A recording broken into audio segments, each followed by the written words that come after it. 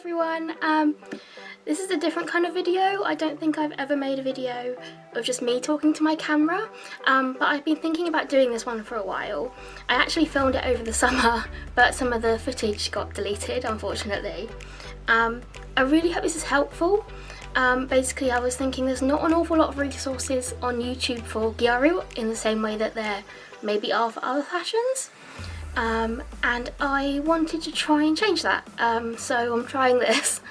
Basically, I realised there weren't a whole lot of resources out there for plus size Gyaru. I knew that there were resources out there for like plus size Lolita, and I'd seen them on YouTube and on other websites, but nothing for Gyaru, and I wanted to try and create some sort of information for people who are plus size who want to get into Gyaru and maybe don't know where to start. I've been interested in Gal for about 7 years, but I've only really started being Gal in the last 2-3 years. I have been plus size the majority of my life and the entire time that I have been into Gyaru, and for the longest time I thought that meant that I could not be Gyaru. But here I am making this video. So I kind of wanted to show that that's not true at all. The main thing I really want to highlight in this video is that you do not have to wear brand to be Gal. The main part of looking Gal and wearing Gal is your makeup, and there are absolutely no size limitations on makeup. I'm going to link some tutorials somewhere that really helped me get my Gyaru makeup sort of to a place where I was happy with it. And what I want to say is, if you practice your makeup until it's sort of perfect, until you look in the mirror and you see your face as Gal, you can wear anything you want to and you will look Gal. You can be in your pyjamas, you can be in t-shirt and jeans, you can be in anything you want. I'm going to show some photos of Gals in those sort of clothes in a minute, just to show you what I mean. But the main thing is your makeup. If your makeup is Gal, you will look Gal. Gal relies so much on your makeup that if you're missing it, you're really missing a key part of Gal. So if you're looking to get into Gal, please practice your makeup, because it is the thing that will sort of crosses that line from being a person wearing a Gal brand to a Gal.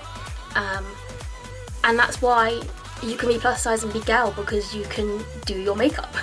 However, Gal is a fashion style, and I understand everyone looks at these coordinates and falls in love with the fashion and the brands and wants to look like that.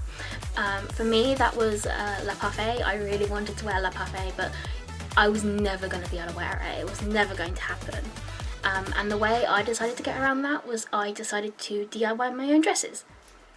I did a blog about this with my friend Lizzie, which I will also link, and the dresses that I make are really simple, but they do the job.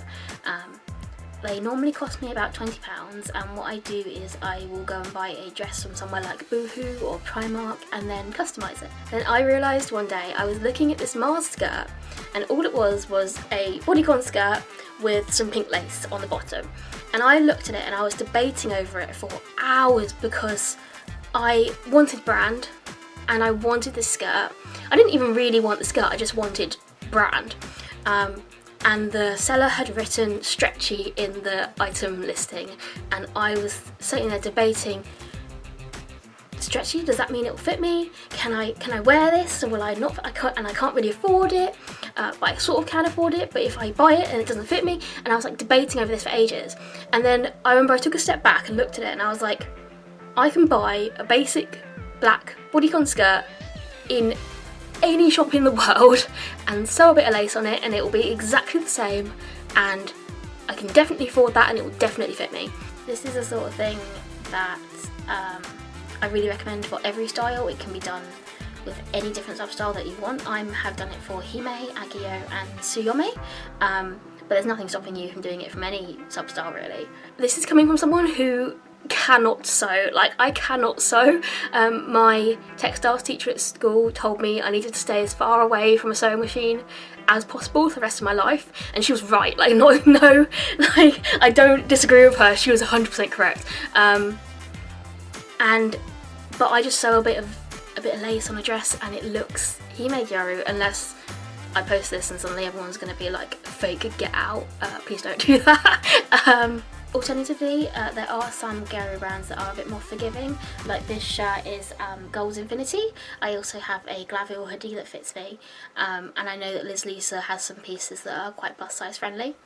One thing I do want to say is that these pieces, like especially the one I'm wearing now, they're supposed to be quite oversized and baggy, and they're obviously not on me, and that's just something to take in consideration. If you do choose to buy brand, it may not look the same on a plus size person as to the model for the brand, and that's fine. It's just something that you would need to think about.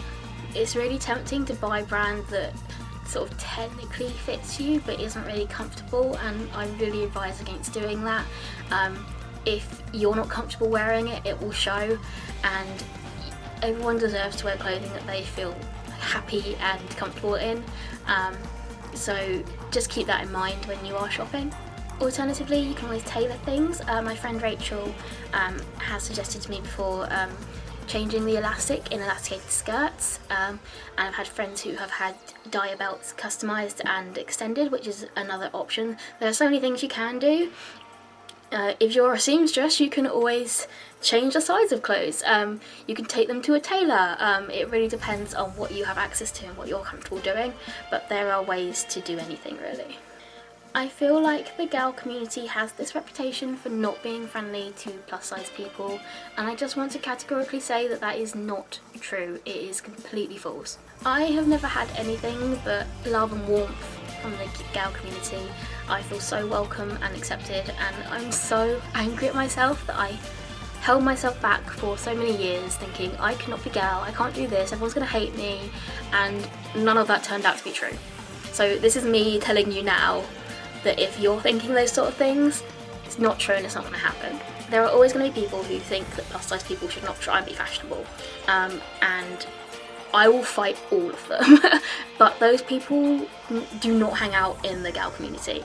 The gal community is just full of acceptance for everyone.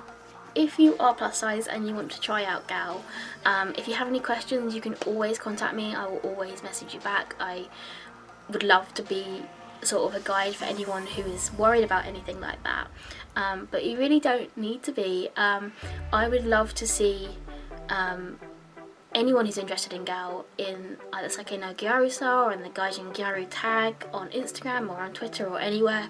We are waiting for you. Gal is not dead, it is absolutely booming again, and we have such a wonderful community, and I would love to see you be part of it.